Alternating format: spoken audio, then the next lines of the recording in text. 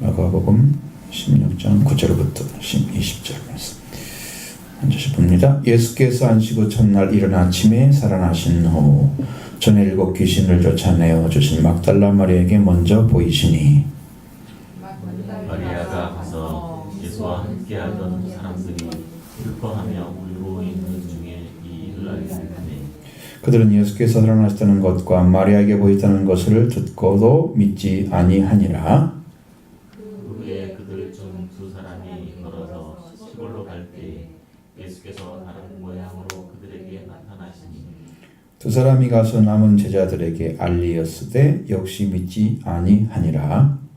그 후에 11 제자가 음식 먹을 때 예수께서 그들에게 나타나사 그들의 믿음 없는 것과 마음이 완악한 것을 꾸짖으시니 이는 자기가 살아난 것을 본 자들의 말을 듣지 아니하느니라. 또 이르시되 너희는 온 천하에 다니며 만민에게 복음을 전파하라. 믿고 세례를 받는 사람은 구원을 얻을 것이요 믿지 않는 사람은 정죄를 받으리라. 믿는 자들에게는 이런 표적이 따르리니 곧 그들이 내 이름으로 귀신을 쫓아내며 새 방언을 말하며 집어 올리며 무슨 독을 마시는지라도 해를 받지 아니하며 병든 사람에게 손을 얹은즉 나으리라 하시더라. 주 예수께서 말씀을 마치신 후에 하늘로 올려지사 하나님 우편에 앉으시니라. 제자들이 나가 주 전할세 주께서 함께 역사하사 그 따르는 표적으로 말씀을 확실히 증언하시니라. 아멘. 여기 나오는 쭉 전체적 흐름이 예수님이 살아나신 것에 대한 믿음을 갖지 않았다는 거예요. 근데 목격한 게 아니고 간접 목격을 하는 거예요. 내가 살아나신 걸 봤다, 전해져도 믿지 않았다 얘기를 계속하고 있어요. 근데 예수님 오셔서도 믿음이 없는 것과 마음이 완악한 걸 더 꾸짖었다 그랬어요. 그러니까 이건 전부 뭐에 관한 거냐면 이 들려주는 말씀에 대해서 믿지 않는 거. 사람들이 속이 그러잖아요. 어떤 사람이 그런 얘기도 하더만 뭐 도마에 대한 얘기도 하지만 도마에게 한 말씀도 똑같죠. 믿지 않고 보지 않고 믿는 자가 복이 있다 그러시는 것처럼 오늘도 신앙의 그러한 말씀은 똑같습니다.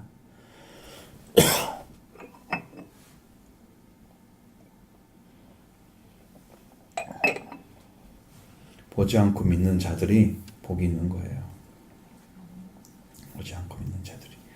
보지 않고도 주님이 살아계심을 믿고 부활하심을 믿고 그대로만 믿고 있다면 그건 엄청난 은혜를 입은 사람이에요. 근데 그것이 안 믿어진다는 게 문제거든요. 주님이 찾아오셔서 내가 여기 있다 이렇게 말할 때까지는 못 믿는 사람이 수없이 많을 거란 말이에요. 도마처럼 난 숨고 옆구리에 손 넣지 않고 찔름 그 창자국 내가 손에 넣지 않으면 난 믿지 않겠다. 그렇게 이야기할 사람도 많거든요. 그것은 자기가 확인하고 싶은 어떤 그런 욕망들이 더 크고 본래 사람들이 어떤 이루어지는 일에 대해서 신뢰하는 그 방식이 너무 다르기 때문에 신뢰에 대해서 확인해야 되는 그런 것들을 중요시 여기는 사람들은 마음속에서 의심이 사라지지가 않아요. 그냥 부활했다 그러면 그 부활했다는 말 자체에 의심이 사라지지 않아요. 그러니까 그것이 안 믿어지는 거예요. 믿음으로 그걸 가져갈 마음이 아예 처음부터 없는 거예요. 긍정적인 사람들은 뭐뭐 했어 누가 그랬어 그러면 저 사람이 믿을 만한 사람이야 그러면 그 말을 그냥 믿잖아요. 긍정 마인드 가지고. 근데 참 여기는 어려운 것 같아요. 부활에 대한 믿음이 어렵다는 걸 말해주는 거예요. 우리는 믿어야 된다는 말을 수없이 듣지만 내 안에 부활의 주님의 믿음에 대한 믿음이 제대로 서 있는지는 여러분이 확인해야 할 문제잖아요. 그렇게 어렵잖아요. 수없이 들어도 잘 안 되는 거잖아요. 여기는 간접적으로 들은 거잖아요. 7 귀신 쫓아낸 자, 부르담이 살아나서 예수님 살아나서 만났던 막달라 마리아였다. 성경에는 이제 누가복음에도 막달라 마리아 얘기가 나오고 예수님과 함께 있던 마리아 마태복음 28장에도 마리아가 막달라 마리아가 갔다 그러는데 귀신 쫓아낸 마리아를 얘기하고 있죠. 그래서 예수님이 그들에게 가서 마리아에게 나타나서 먼저 보여주셨으니까 마리아가 가서 예수님이 함께했던 사람들이 슬퍼하고 울고 있는 중에 이 일을 알림해. 그러니까 여기는 확실하게 다른 입장이에요. 성경에서 제자들이 이렇게 뭐 궁지에 몰려가지고 뭐 울고 있고 이런 것은 성경에 안 기록되어 있거든요. 근데 마가복음만 이걸 얘기하는 거예요. 제자들이 굉장히 많은 잃어버린 자리, 스승을 잃어버린 자리가 굉장히 컸다는 것을 그걸 생각할 수 있지만, 근데 그것에 대해서 어떠한 이야기를 하지 않는데 성경에 사는 데서는 여기 마가복음만 그 이야기를 하고 있어요. 슬퍼하고 울고 있는 중에 알렸다. 그런데 그들은 살아나셨다는 것과 마리아에게 보이셨다는 것을 듣고도 믿지 아니하밀려라. 이렇게 그들에게 그 소식이 기쁨의 소식을 들려오지 않았습니다. 부활이. 사실은 슬픔 중에 있는 사람들, 눈물 흘리는 사람들이 그 소식이 들렸을 때 최고 기뻐해야 할 소식이었던 것이죠. 그런데 불구하고 그들에게 복음이 되지 않았습니다.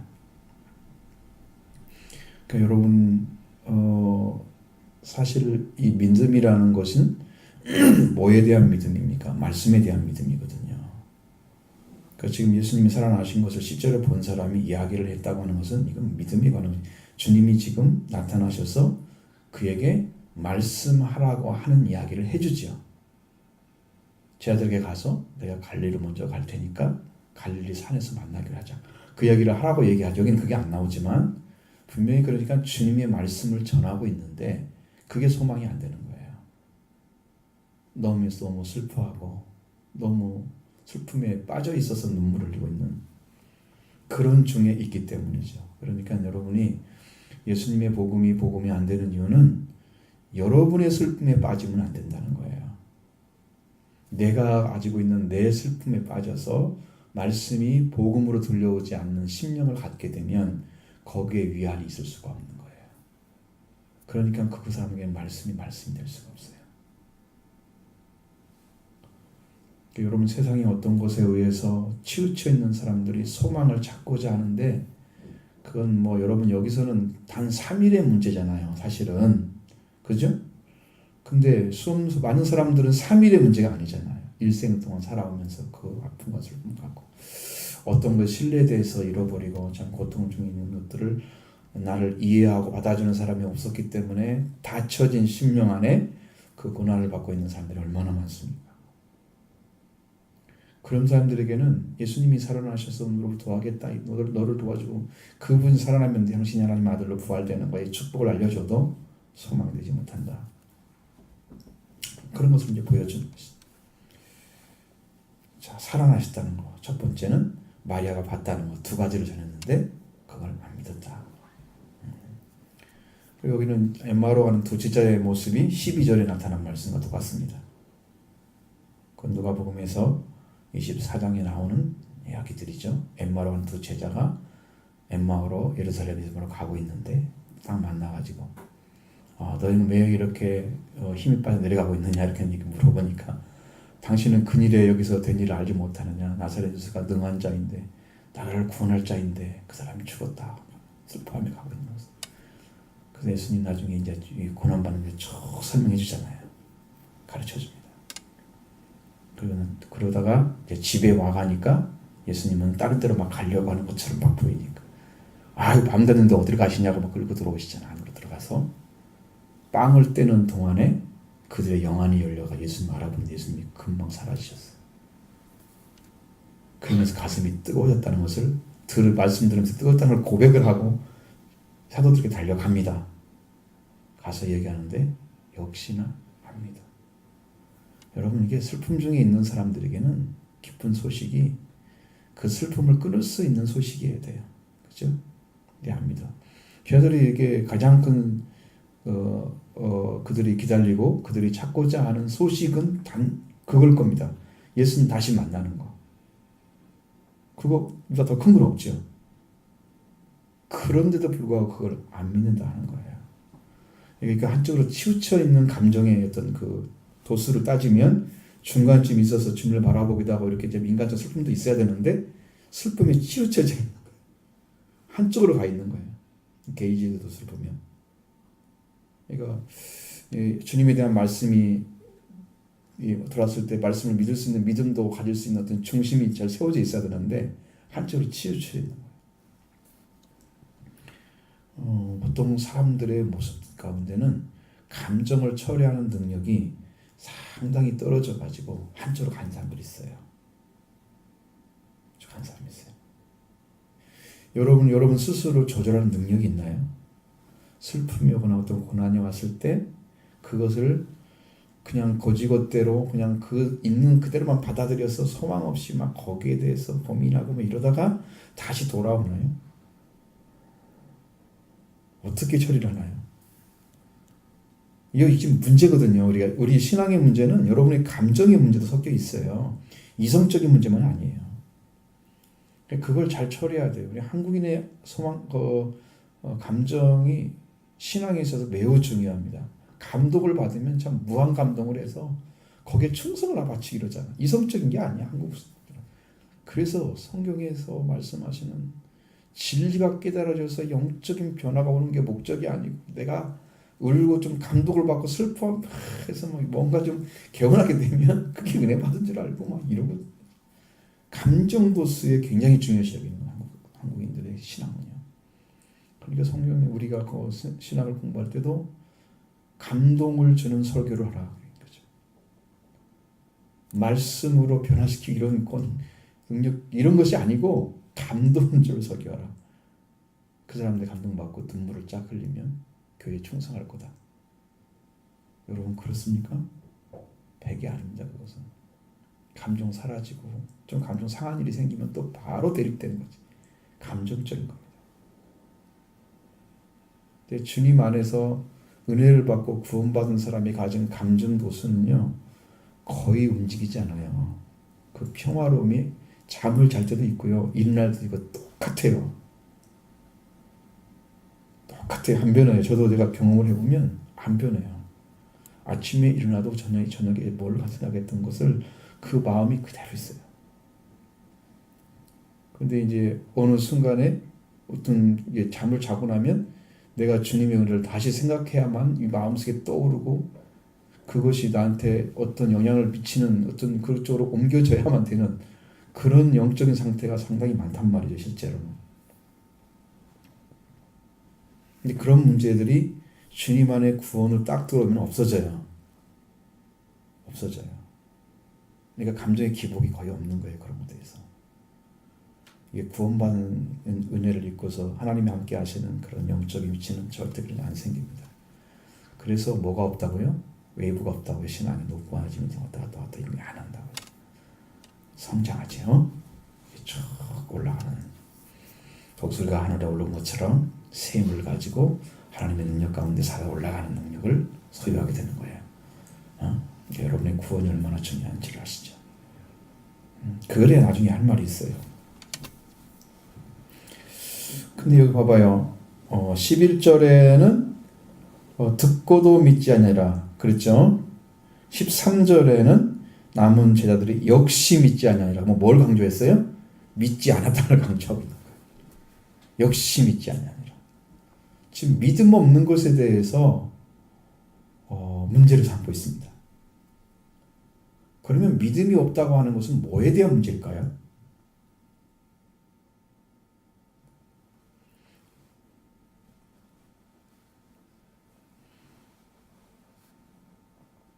이것은요, 말씀에 대한 문제입니다. 말씀이 예수님께서 살아나실 거라고 약속하신 말씀에 대한 믿음을 안 가지고 있는 거예요. 내가 죽은 자 가운데 살아나리라고 분명히 약속하셨잖아요. 근데 그 말씀에 대해서 믿지 않기 때문에 소망을 걸지 않는 거기다가 아무리 얘기를 해줘도요, 그걸 안 믿으면요, 그 사람에는 자기 감정, 자기 생각에 빠져서 그냥 그대로 가요. 말씀이 문제라고 항상 얘기해요. 여러분 시작이 신앙이 뭐예요? 말씀으로 시작해야 된다는 거. 말씀이 믿어져야 하나님이 말씀을 주신 그 말씀 역사에서 그 사람을 변화시키는 능력을 가지고 하나님이 구원을 시키는데 이걸 믿어주지 않으면 주님은 아무 일도 하지 않는다고 말해요. 그래서 역시 믿지 않느니라 그 말을 또 쓴 거예요. 말씀을 믿는 것이 믿음의 시작입니다.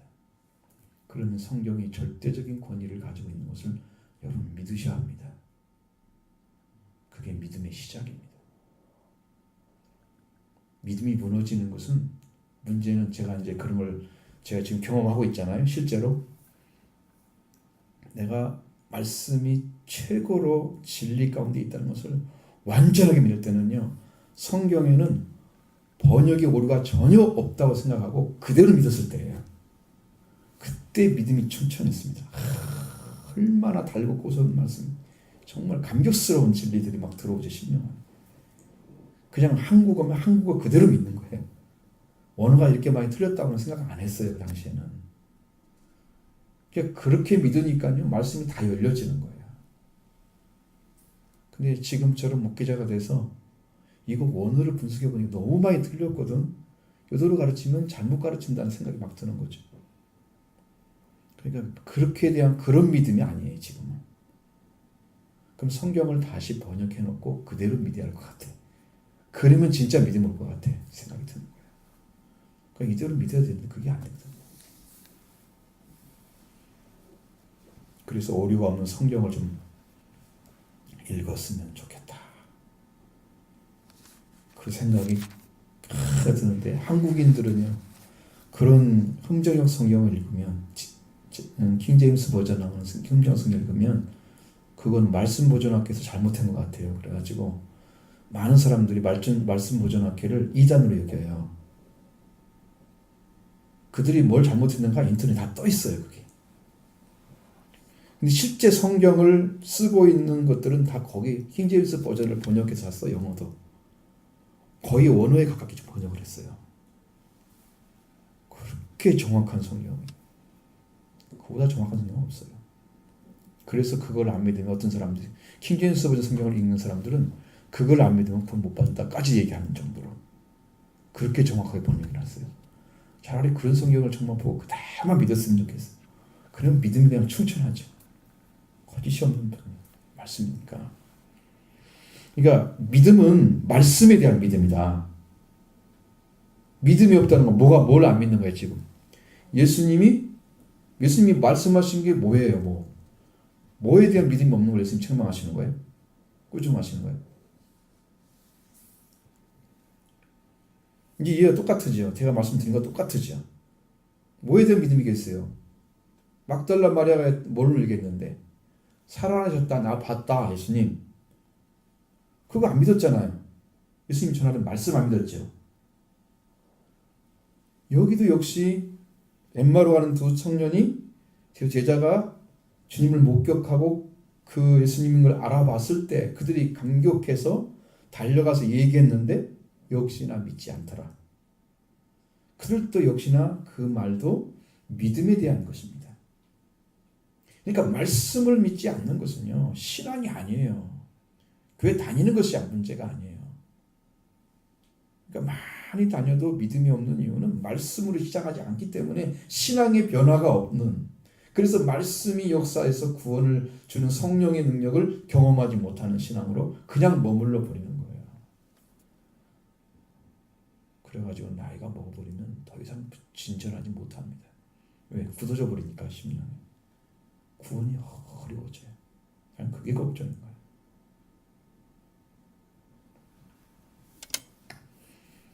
그다음에 마음이 완악하다는 거예요. 너무 고집이 세. 자기 생각 일변도야. 말씀을 전하면 좀 들어야지. 그래도 내가 맞아라고 생각하는 거예요. 완악하다는 거죠. 완고하다는 거죠. 고집이 세는 거예요.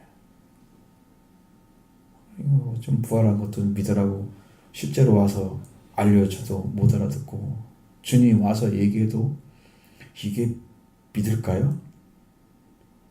잘 안 믿어요. 우리 마태복음에는 그게 나와 있잖아요. 예수님이 와서 11제자를 만나는데 그들도 그 중에는 의심하는 자들도 있더라. 그렇게 기록되어 있거든. 거기에 대한 말씀이에요. 본 자들의 말을 믿지 아니함이로라.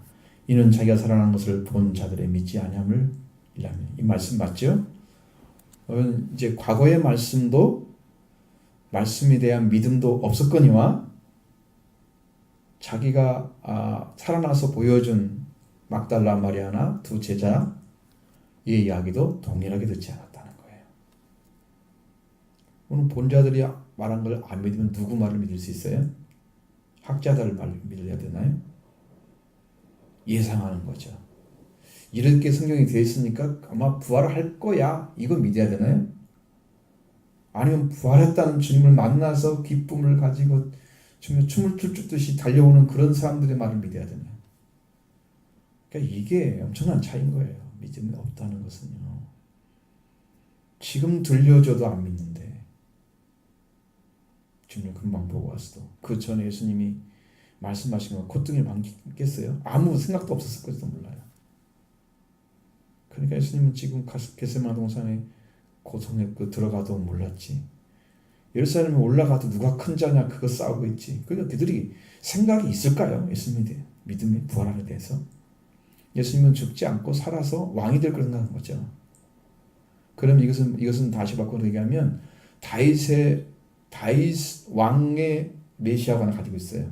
인자의 메시아관이 아니에요. 인자의 메시아관은 다니엘 7장에 나오는 인자의 메시아관이고요. 우리가 말씀하시는 다윗의 자손에 대한 메시아관은 다윗 왕이 말했던 메시아관이에요. 그런데 대부분 사람들은 다윗 왕의 메시아를 알고 있었어요. 예, 다니엘은 포로 후에 나온 사람이야. 그 전에 있던 것들은 잘 전래가 됐지만 다니엘은 포로 때 있는 사람들이라 그것이 제대로 올 리가 없어요. 다니엘이. 그래서 그들의 메시아관은 사라진 거예요. 극히 적게 나온. 예수님은 늘 뭐라고 그랬어요? 다윗의 자손이라고 자기를 소개했습니까? 뭐라고 했어요? 인자라고 그랬잖아요. 그 인자의 메시아를 가져야 되는 거죠. 늘 인자라고 그랬는데 그들은 다윗의 메시아를 가지고 있는 거예요. 그래서 싸웠지. 거기니까 그때도 말씀할 때도 안 믿었잖아요. 그렇죠? 그 다음에 여기 와서도 본 사람이 이야기해도 안 믿었잖아요. 할 말 있어요? 이렇게까지 얘기하는데도 증언을 받는 사람들은 증언을 하는 사람들이 목격자이기 때문에 목격자의 말을 신뢰하지 않고는요 절대로 믿음은 갖지 못합니다.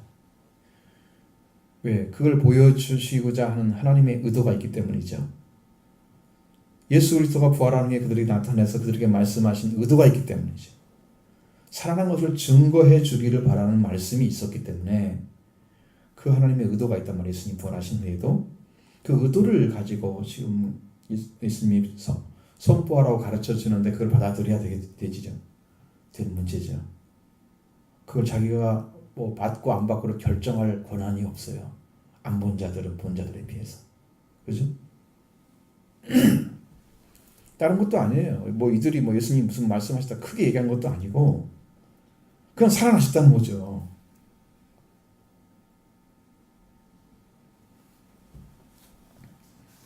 이게 15절, 14절에 그대로 나와 있잖아요. 자기가 살아난 것을 본 자들의 말을 믿지 않으면 그냥 살아났다 그거예요. 딱 그거 한마디인데 안 믿는 거. 자, 여러분의 심령 안에도 부활의 주님이 지금 오셔서 말씀하십니다.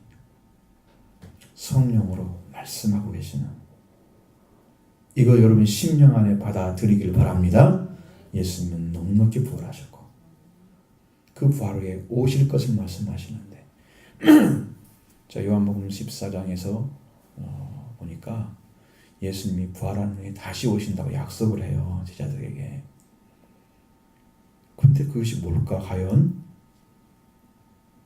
생각을 쭉 해보니까 딱 두 가지밖에 없어요. 예수님이 부활 후에 나타나는 거. 맞죠? 예수님이 다시 오신다고 그랬으니까 오셨잖아요. 부활 후에. 그 다음에 승천하셨어요. 부활에 만난 다음에 쭉 40 있다가 승천하신 후에 또 어떻게 와요? 성령으로 오시죠. 그 두 가지 방법이 없어요.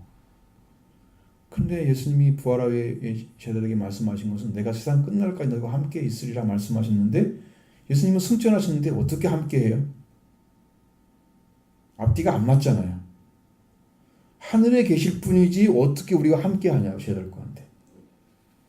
너희와 함께 하겠다고 그러잖아요. 그러면 이거 앞뒤가 안 맞는 말이야. 예수님이 지금 와서 계셔야지 뭘로라도. 그러니까 영으로 오는 게 밖에 없다니까 거기는. 그걸 안 믿어드리면 우리는 성령을 못 믿는 거예요. 예수님이 함께 하셨어요. 부활 후에 만나주시고 다시 영으로 내려주셔서 성령으로 만나주시고 만나주신 거예요. 함께 하신 거예요. 제자들한테는 복음을 선포할 것을 복음을 전파라는 말씀하셨습니다. 너희는 온 천에 다니며 만민에게 복음을 전파하라. 그렇지만 우리에게는 만민이란 말 쓰지만 모든 사람을 가리키는 거죠. 근데 이제 원어에는 온 창조 세상에 복음을 전파하라 하게 돼 있어요. 실제로 그게 나와 있어요, 원어에. 하나님이 창조하신 모든 세계 가운데 예수님의 부활, 새 생명 가운데 살아나신 그 살아나신 부활을 전파하는 거예요. 복음은 참 기쁜 소식이에요. 인류가 멸망을 당했는데 멸망하지 않고 다시 사는 생명의 복음이 있다는 것을 생명은 산자 가운데 있는 거잖아요. 창조 세계도 하나님이 창조해서 산자 가운데 있는 사람들이 살아가는 땅이거든요. 이 세계 가운데 창조된 세계 가운데 너희들이 복음을 전하라고 그렇게 말씀하신 거예요. 그러니까 새로운 피조물은 되는 사람이 이 하나님의 창조 세계에 가서 다시 전하는 거예요. 온 창조 세계에 가서 복음을 전하는 거예요. 예수님이 부활하셨다는 소식은 참 기쁜 소식입니다. 너희가 살기 위해서는 예수님이 너를 위해서 못 박혀 죽으신 보혈의 피로 씻음 받는 죄가 있다. 죄 문제를 해결하시고 부활하심으로 너를 다시 살리셨다. 이게 죄 씻음 받고 부활해야 하늘에 이름이 쓰일 수가 있어요. 그때가 태어나는 날이거든요. 호적이 올라가는 거예요. 우리 영적으로 태어난 날, 여러분 날짜, 물론 아이들 태어났을 때 여러분 바로 날짜는 갖다 오늘 태어났는데 오늘 가서 적진 않잖아요. 신고는 않지요. 근데 어떻게 적어요? 20이 흘러서 갔다고 해봐. 예를 들어서 그럼 그 날짜로 적잖아. 그래요? 가는 날짜로 적지 않지요. 태어난 날짜로 적지요. 똑같아요. 여러분도 태어난 대로 적는 거예요. 그 이름이 참 하늘에서 안 지워져야 되지. 거듭난 사람. 응? 생명록에 기록되는데. 온천하에 다니면서 천조세계 다니면서 창조하천 세계 다니면서 모든 생명들에게 복음을 전가하는 거. 그리고 여기 중요한 단서 하나 읽습니다. 믿고 세례를 받는 사람은 구원을 얻을 것이요. 자, 여기서 믿음을 또 강조합니다. 분명한 것은 믿음 자체가 구원의 열쇠를 가지고 있는 거예요. 그걸 받아들여야 그 다음부터 무슨 일이 벌어져요. 내 안에 오신 그 말씀이, 받아들인 말씀이 나를 구원의 길로 인도해요. 여러분 심령 가운데 들어오셔서 성령이 여러분의 심령을 변화시켜요. 믿음을 갖고 살 수 있도록 도와주세요. 인도하세요. 이것을 믿어드리지 않고는 시작이 안 되는 거예요. 믿고 세례를 받는 거야. 나도 믿음의 사람이 돼야 되지. 그리고 세례를 받아가면 나도 믿는 사람이 돼야 되겠어. 공적인 거죠. 세례는 영적인 세례가 있지만 여기는 공적인 세례. 그런 사람에겐 구원을 받을 것이다. 그 구원을 얻는 길이 그 사람에게 열려지는 거예요. 예를 들면 예수님을 영접하는 자, 그를 믿는 자에게 하나님 자녀는 권세를 받는다. 자녀가 되는 권세를 사용하려면 성령을 받아야 돼요. 성령을 받아야 되는데 그럼에도 불구하고 예수님은 영접하는 자에게 하나님 자녀는 권세를 준다고 말씀하시는 미리. 지금 어디까지 가야 되나요? 성령 받는 데까지 가야 된다는 얘기잖아요. 그런데 불구하고 그 이야기를 해주신 거예요. 그래서 믿고 세례를 받는 사람은 구원을 얻게 하시는 그 일을 시작한 거예요. 믿지 않는 사람은 정죄를 받으리라. 이게 딱 결정적인 거예요. 정말 왕의 빛을 가지고 생명의 빛을 가지고 다 주님이 오셨는데 이것을 믿지 않으면 여러분 그것은요 하나님이 어떤 방법으로 처리할 수가 없어요.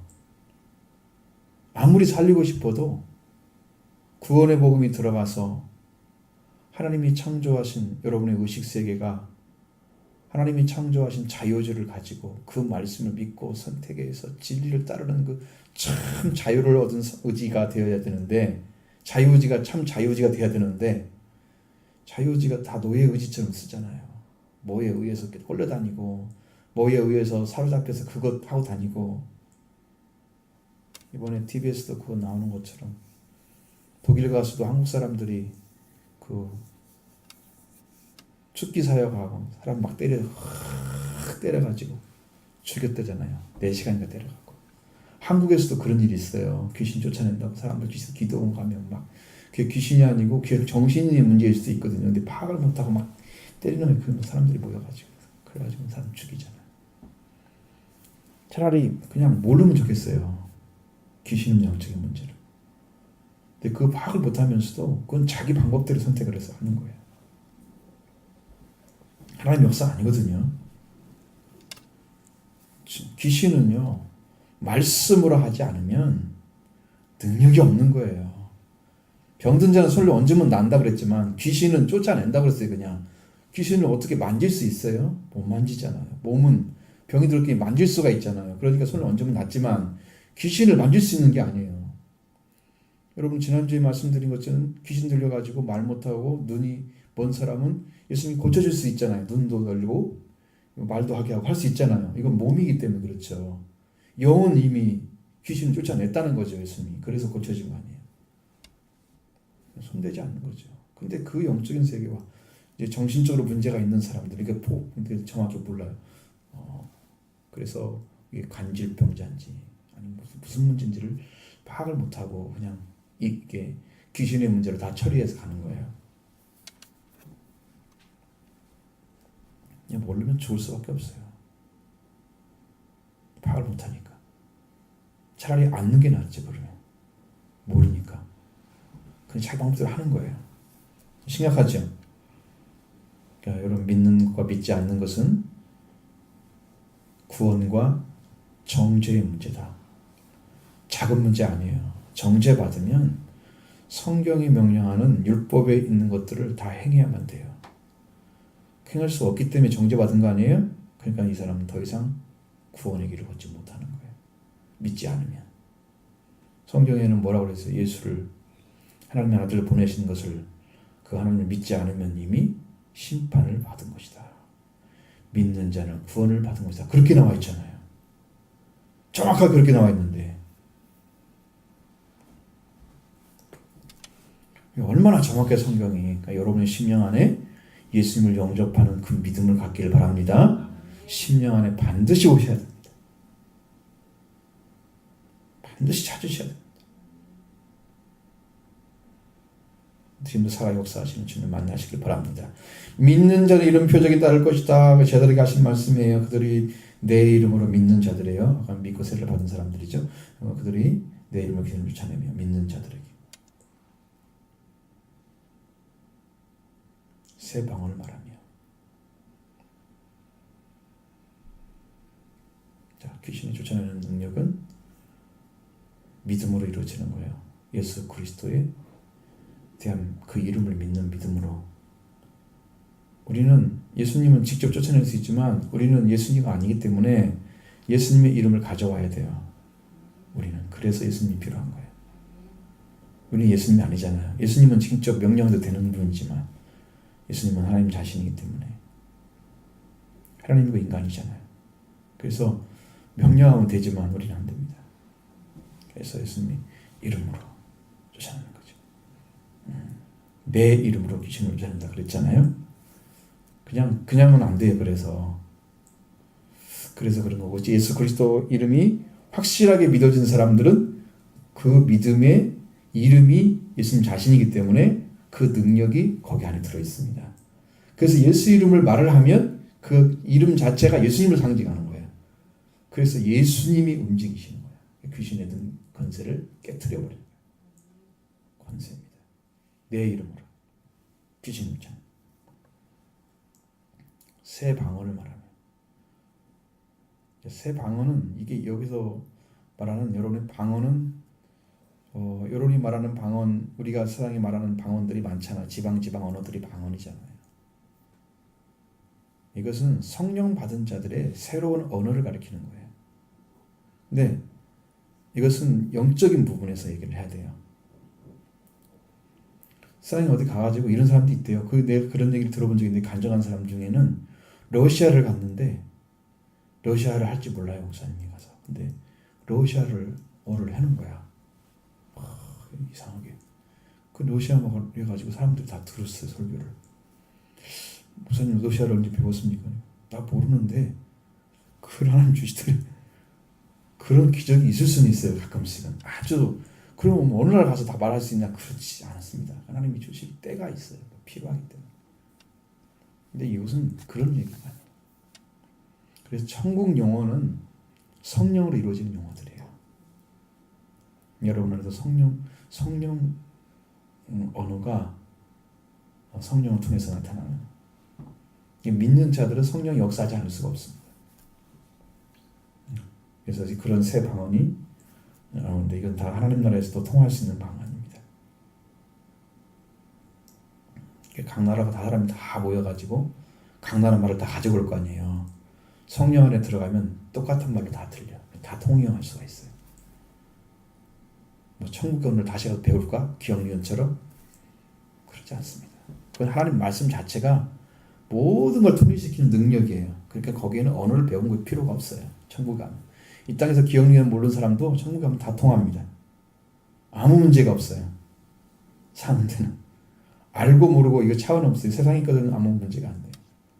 이 세상에서 알고 모르고 지식이 있고 없고 이런 차원은 아예 관계가 없어요. 천국에는. 하늘나라 지식만 따로 있기 때문에 이 땅에서 배운 거 가지고 써먹을 데가 없어. 그러니까 천국 방언은 새 방언이에요. 천국말은 새 방언. 뱀을 집어 올리며 그랬을 때, 뱀을 집어 올리는 것은, 뱀은 우리가 손으로 만지기 어렵죠. 그럼 주로 뱀을 잘 집어 올리는 사람들이 뱀 장사들이잖아. 그럼 뱀 장사 된다는 얘기야? 물리지도 않고? 제일 어색하죠. 네. 이것은 여러분, 우리 바울도 여러분이 가서 멜리아 섬에 가가지고 뱀에 물렸잖아요. 뱀이 물렸으니까 저 사람이 부를 때다가 이제 갑자기 그 나무 사이에 숨었던 뱀이 나와서 불어버린 거죠. 그랬을 때 사람들이 저 사람이 의인이 아니야, 죄인이야. 그러니까 뱀이 물었지. 그리고 이제 한두 시간 내에 죽을 줄 알았어. 그냥 안 죽고 그냥 살아있는 거야. 뚝 떨어버렸는데 아무 해를 받지 않는 거야. 뱀을 동을 이길 수가 있어야 되죠. 그러니까 그런 것은 엄청난 강력한 힘이 있는 거잖아요. 그런 것들이 공격을 하면 여러분 피할 수가 없어요. 뱀이 따라왔을 때 사람이 달려가도 지치잖아요. 이렇게 도구를 갖다 우리가 물어버리면 우리는 뱀에게 치고 마는 거예요. 근데 그걸 이길 수 있는 능력이 있다는 거예요. 그것은 우리는 알 수 없습니다. 해독작용을 하는 능력이 하나님 주시는 거죠. 독을 마실지라도 해를 받지 않는다고 그러잖아요. 그러니까 영적인 문제에서는요, 여러분이 어떤 공격을 해도 해를 받지 않습니다. 어떤 공격해도.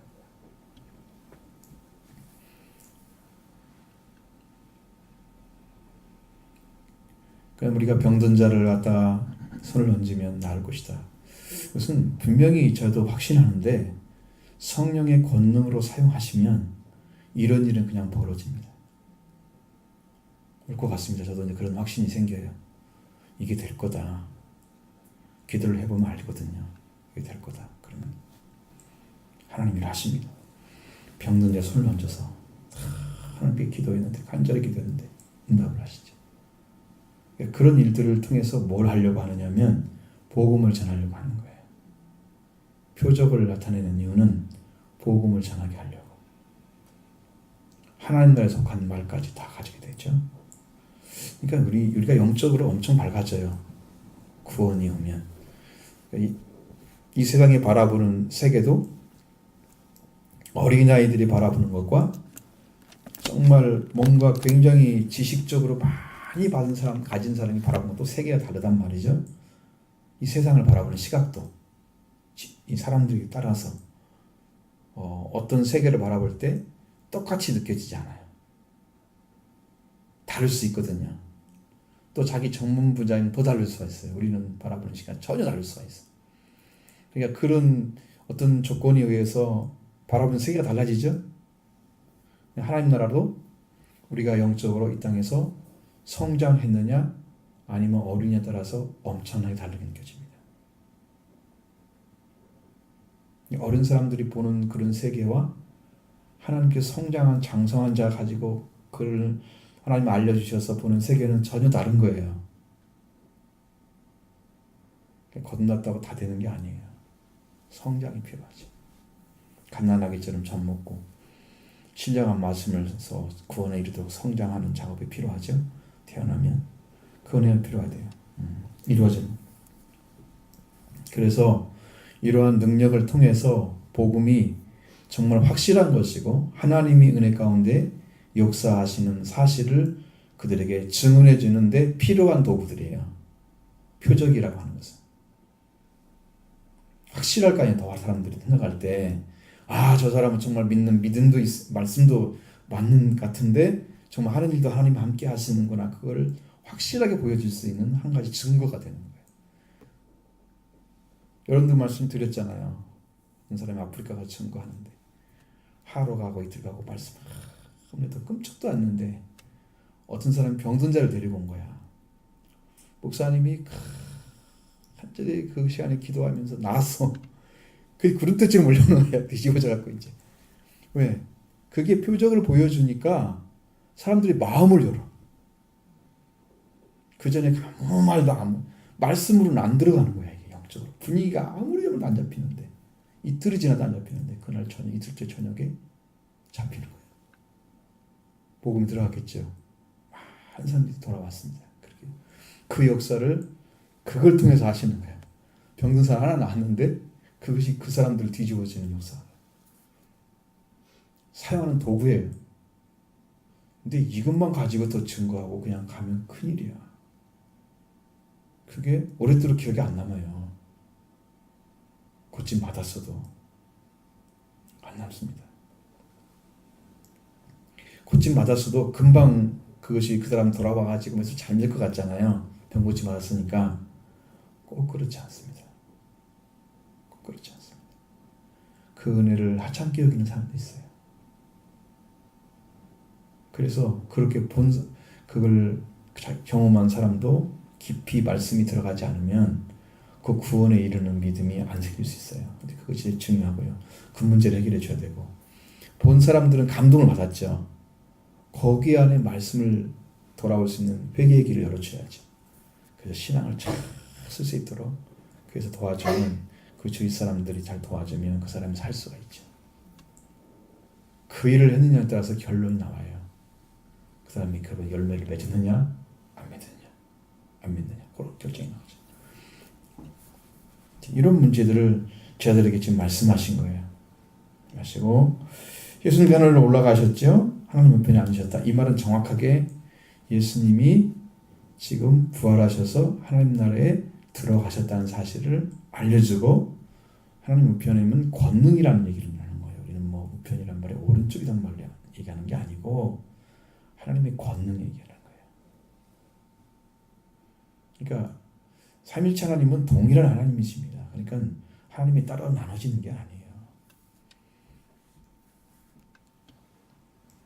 이제 우리가 볼 때는 우리 쪽에서 볼 때는 삼일체 하나님 예수님은 인간이 아니고 영으로 계시다 이 땅에 오셨는데 그럼 다른 하나님 따로 계시겠지 이렇게 생각하죠. 하나님 우편에 계셨다 그러면 좀 하나님은 1등이 있고 2등이 있고 요한복음에서 보면 예수님은 항상 그래요. 나와 아버지 하나다 그러면서 아버지는 나보다 크다 또 그렇게 말씀하죠. 그러니까 인간으로 오신 예수님 아들로서 자격 가지고 우리를 살리기 위해서 일하시기 때문에 항상 낮은 자리에 쓰시는 거예요. 죽기까지 복종하시는. 그게 아들이 아니기 때문에 그런 거예요. 예수님 오신 방식이 왜? 우리를 살리기 위해서 아들 되게 하기 위해서 딸 되기 위해서 자녀 되기 위해서 그런 거지. 예수님이 낮아서 그런 게 아니라.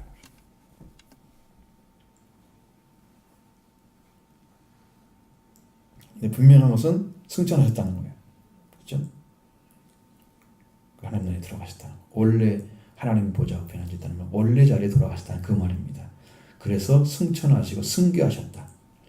원래 귀중하고 소중한 그 자리에 돌아가신 것을 올라가신 것을 승귀라고 합니다. 그래서 이제 복음을 가진 제자들이 증거하는 모습까지 다 얘기해놨죠.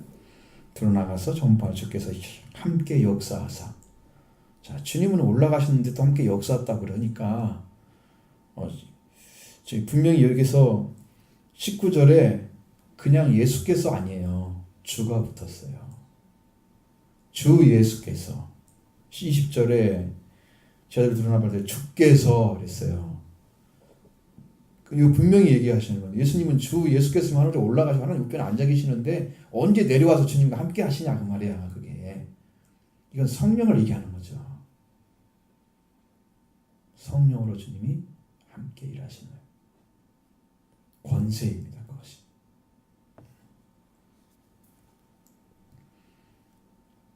제자들 안에서 주님이 일을 하시기 때문에 주님이 일하시는 이 땅에서 행하셨던 그 일들이 제자들을 통해서 또 드러나는 거예요. 그대로.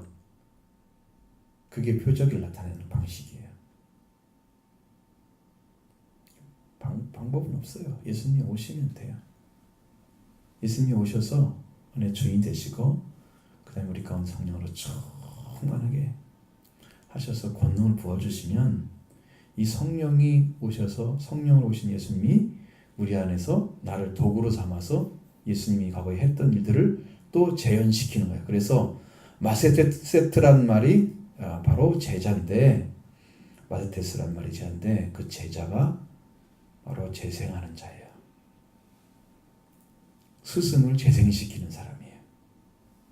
스승이 한 일을 그대로 드러내는 사람이에요. 제자는. 그러니까 말씀만 배워서 안 되겠죠. 권능도 받아야 되겠죠. 그래서 사도들에게 성령의 권능이 임해서 예수님이 하셨던 일들을 드러내신 거예요. 그걸 증언해 줌으로써 많은 자들이 예수님께 돌아오는 일을 행하신 거죠. 제자들이 사도가 된 거예요. 하나님의 무한된 권한을 전능하신 하나님의 권한을 주셔서 그 일을 행할 수 있도록 함께 하신 거예요. 제자들은 그래서 위대한 것입니다. 여기도 내가 딱 읽었을 때 이것이 곧 제자의 길이 아닐까 싶어요. 그런 생각이 들어요. 제자의 길이 될 것이다. 성령이란 말은 안 나오지만 여기 선교하는 그 지점에서는 성령의 충만이 와야 돼요. 성령의 충만이. 그렇지 않으면 그게 안 되거든요. 그 중간에는 성령 받아서 은혜 받고 변화되는 과정이 있어야 돼요. 그 다음에 그 사람들이 정말 하나님을 예배하는 자까지 들어 올라가야 그것을 이룰 수 있다는 것이 제가 생각하면서 계속 와요. 그게. 그러면 그것이 이루어진다는 거예요. 7가지가 다 이루어진다. 우리 가운데서 제자의 길로 하나님께 주신 게 아닌가 싶어요. 이렇게 해서 표적으로 말씀을 확실히 증언하시니라. 그렇죠? 표적은 말씀을 증언하는 도구입니다. 자, 오늘 우리에게도 예수님이 오셔서 우리 가운데 그렇게 하시면, 주님 행하시면 이 안에도 복음을 증언하는 능력이 임할 것입니다. 여러분도 그런 능력을 임해서 간다면 제자가 될 수 있는 거예요. 물론 말씀을 잘 배우셔서 정말 예수님이 가는 길을 같이 걸으셔야 되고요. 제자의 일을 걸으셔야 되고, 그 다음에 사도가 가진 권능을 받으셔야 되고, 이건 성령 받는 거예요. 성령 충만까지 가셔야 되는 거예요. 응? 예수님 하신 말씀부터 시작해서 성령 충만까지 가셔서 여러분도 제자의 길을 걸어서 사도 역할을 뭐 누구 사도다 그렇게 누가 부르거나 그러지는 않지만 능력을 받으셔서 모르잖아요 어떻게 하실지는. 우리 하나님께서 능력을 부어주시면 뭐 여러분들이 정말 나도 다른 데 가서 정말 해외에서 복음을 증거할 수 있는 하나님 그런 일 달라고 막 기도할 사람들이 생길 수 있지. 이 교회 들어와 가지고 사람들이 변화되면 그러면 그 사람들 파송할 수 있잖아요. 우리는 그래서 그들에게 세계의 복음을 증거하는 파수꾼의 역할을 가서 해줘야죠. 증거해주는 역할을 하셔야 되고 전파자가 되셔야 되고 선포자 돼야 되고 선교사입니다. 그런 분들이. 그다음에 국내에 선교하는 분도 있어야 되고 그렇죠. 살려야 할 돈이 얼마나 많은데 생명이 다 추구하고 있는데 살리는 능력은 예수님이 부활하신 능력 그 권세를 가진 자만이 살릴 수가 있습니다. 예수님이 부활에 안 들어오면 마음에 아직 모르는 거잖아. 심령에서 주님이 역사하시는 능력이. 그러니까 여러분 그것이 캄캄하잖아. 그러면 그걸 얻기 위해서 우리가 그냥 절대절명 죽으면 죽으리라고 기도를 하셔야 돼. 찾아올 것입니다. 저는 이제 다른 데는 관심이 하나도 안 생기고 왜 교회만 관심이 생기는지 모르겠어요. 전부 그냥 관심이 바뀌어야 다른 것들은 뭐 우리 나에 관계된 사람들의 관계된 것도 다 바뀌어지고 오직 하나님의 일만 자꾸 이제 쌓여지는 거예요. 심령 안에서 바라보는 것이 딱 거기로 지금 정리돼 가고 있어요. 그러니까 다른 것이 보이지가 않아요. 이제 뭔가를 지금 잡아서 가고 있는 게 성령의 역사가 아닌가 그렇게 생각합니다. 하나님 일 하실 때가 다가와서 그런 거지. 심령이 그렇게 변화가 돼요. 자꾸 거기에 딱 초점이 맞춰져요. 여러분의 삶도 이렇게 말씀이 맞춰져서 키워지면 하나님께서 우리에게 필요한 것들을 다 제공하셔서 여러분 교회에 필요한 사람은 교회에 필요한 사람이고 이웃을 위한 사람은 이웃을 위한 사람이고 선교를 위한 선교를 위한 사람 다르겠죠. 그래서 다 필요한 대로 소유대로 와서 일을 해서 교회 하나님 나라를 증거하고 하나님의 크심을 전해주고 그렇게 해서 복음이 전파되는 일은 우리가 증인의 삶을 살아가는 길이다. 그 길을 하기 위해서 하나님의 교회를 세운 거죠. 기초부터 안 들어가면 중간에 멈추면 안 되고 완성된 생명들을 통해서 하나님의 교회를 세워야 할 것이다. 그리고 증인의 삶을 살게 할 것이다. 아마 이게 최후의 것 같아요. 제가 볼 때는 이 증인의 삶이 최후의 문제예요. 예수님이 재림까지 기다리는 거잖아요. 우리가 지금까지 이 문제를 우리가 해결하면 그 교회는 하나님이 쓸 수밖에 없어요. 네, 이런 소망 가지고 가는 교회가 얼마나 많이 되겠어요. 이분들은 오늘 그렇게 여러분의 심령도 그렇게 변화되기를 바라고 그 길을 함께 걸어가기를 바랍니다.